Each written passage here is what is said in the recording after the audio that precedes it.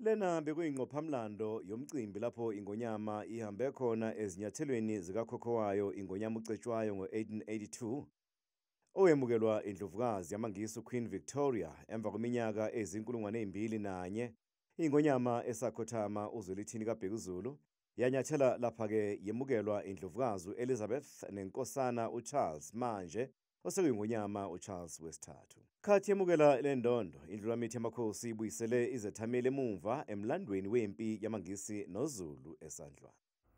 Our presence here tonight is not just coincidental, it is ancestral.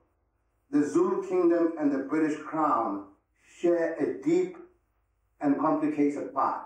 Our history is met forcefully on the Battle of Isandlwana at Rock's Drift. My forebear, King Cetshwayo Shambande, led the defense of sovereignty with dignity and courage. iNgonyama inikele ngalezi ndondo esizweni sayo neNingizimu Afrika yonkana.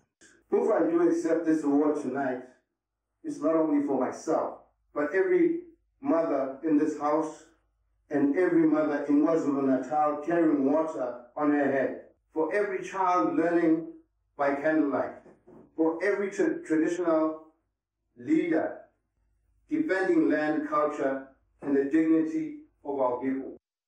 Emva komcimbi weyindondo, iNgonyama yehlele eSt Martin in the Fields Cathedral, okuyindawo eyamene kakhulu nomlando weNgonyama uCetshwayo khathi iseBritain.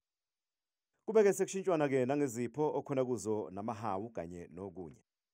Kulolu hambo iNgonyama ibiphelekezelwa uNdlunkulu ukaMdluli, iphini likaNdunankulu isizwe samaZulu inkosi uPhathisizwe Chiliza, usihlalo womkhandlu wendlunkulu inkosi uZuzifa Buthelezi, usomlomo wendlunkulu umntwana uThulani, umntwana uNathi, omele indlunkulu nendlu yabaholi bendabuko, kanye nomele ubukhosi baseSwatini, kanye nenyosi uBuzetsheni Mdletshe.